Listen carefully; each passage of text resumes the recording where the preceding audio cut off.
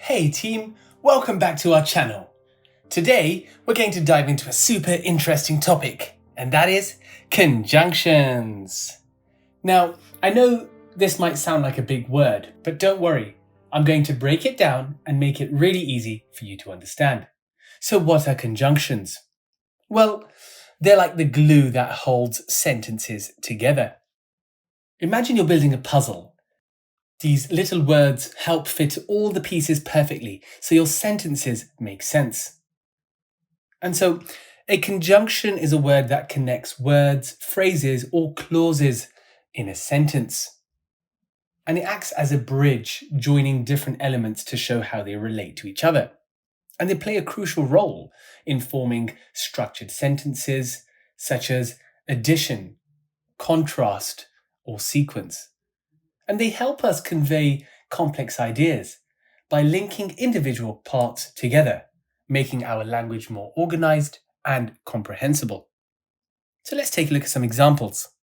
We've got and, but, because. And these are all conjunctions. So in today's quiz, you're going to be given 4 conjunctions, and you're going to be given 1 sentence. And it is your duty to go ahead and pick which conjunction would suit the sentence best. So let's get our caps on and let's begin. I won't go. It stops raining. So what's happening here? What do we notice? Well, it's almost like a condition, right? I won't go until it stops raining. But that's not there. What about I won't go unless it stops raining? So again, something won't happen if something else doesn't happen. So the correct answer is unless. Marvelous. Let's go for sentence number 2. He knows the answer. He won't tell me. So once again, which conjunction are we going to choose? Let's try and.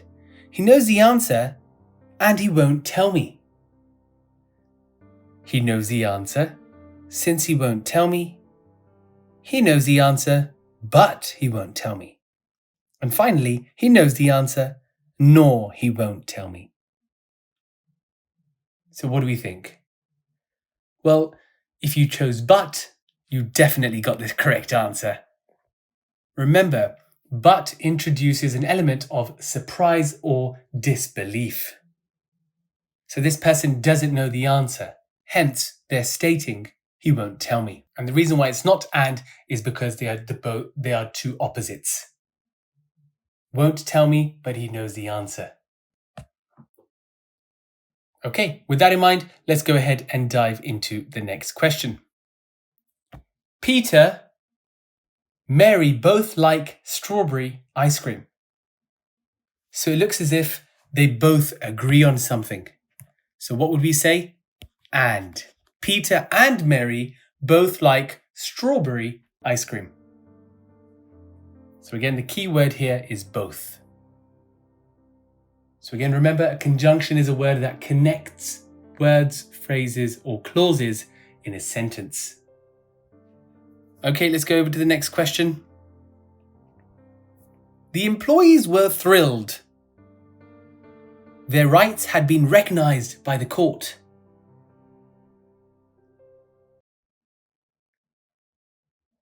So again, let's think about this conjunction here. We know they were thrilled. We know the employees were thrilled, and that was due to their rights being recognized. So let's go for the word since.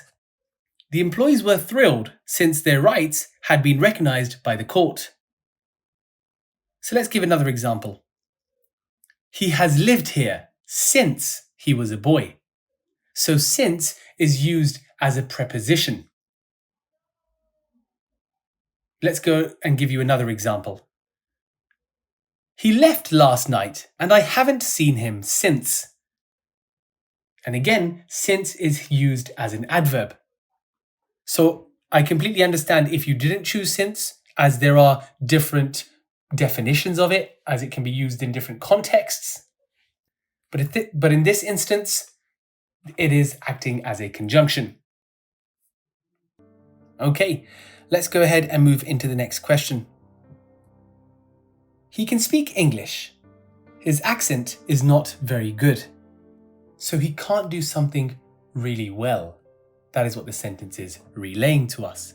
So a contrast is being made. On one hand, he can speak English, but on the other hand, his accent is not very good. So the correct answer here would be although. So again, remember, there's a contrast being made. Marvelous work. Let's go over to the next question, team. You're doing really well coming this far. You can have lemonade, Coca-Cola. So again, as we can see here, that we have lemonade or Coca-Cola. So if you've chosen or, you've got it correct. Marvelous. Let's go for the next question. She had no sooner entered the house, the phone rang. So again, as you can see, we've got the word than, because than as a conjunction is used in expressions that show one thing happening immediately after another. If we were to use the word but, that would be used as a preposition because we'd be introducing the second element in comparison. For instance, she was much cleverer than her brother. Immediately after another.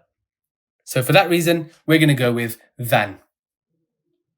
Okay, let's move over to the next question. You tell him, I shall not be your friend anymore. So again, if you do something, something will happen. It's almost like the person involved is saying, it's almost like the person who is involved is stating, you tell him, otherwise I shall not be your friend. So again, we'd use the word if. If you tell him, I shall not be your friend anymore.